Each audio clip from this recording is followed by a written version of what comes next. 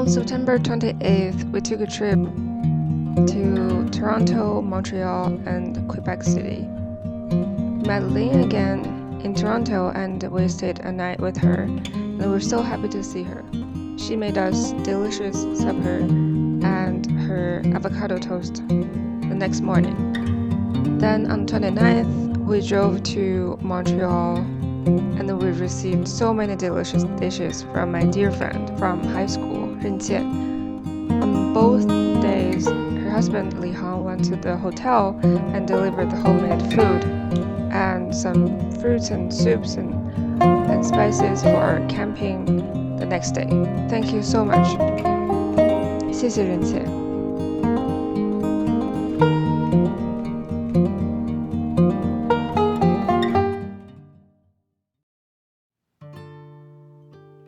After devouring the food from my friend Ren Qian, we left the hotel and took the metro nearby to Old Montreal. It was dusk when we got out of the metro. The buildings were old but very nice and tidy and kind of spaced out. I didn't feel overwhelmed as I felt in downtown Montreal and downtown Toronto. We walked until we were near Old Port. There were lots of events going on. One was in the church when we got there, and people were trying to get in the last minute. And there were also news photography exhibition going on, and also a sound and lights art exhibition in one of the buildings. It was very cool to see the pink flashing lights inside of the building and reflects on the surrounding buildings. We took a sneak peek inside and saw many old televisions and just flashing and making noises. It was one of the coolest things I have seen in a city in Canada.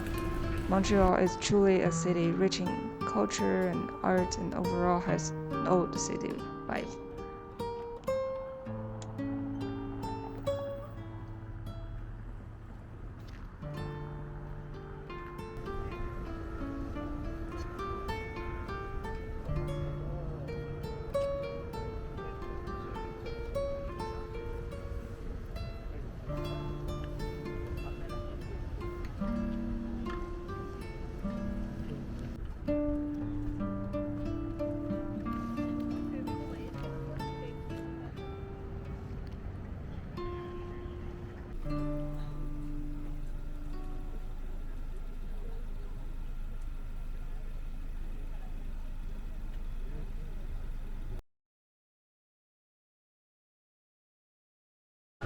We're at the market.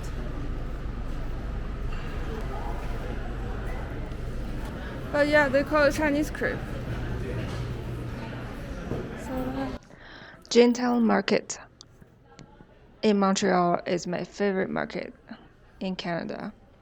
The fresh local produce, the beautiful and delicious fruits, and the big fresh veggies and burning hot peppers are all of the reasons I might want to go back to visit Montreal. It is a good cook's wonderland.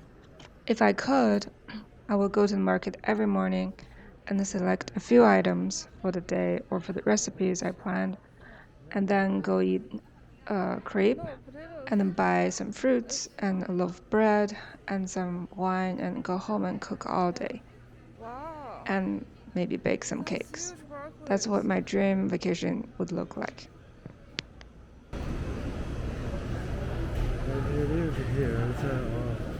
They can always buy fresh vegetables. Yeah, they all look very good. I think it's enough. $3. That's so cute.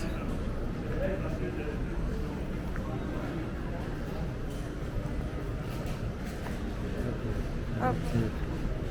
$5. Why not? Not much, $5. How big they are.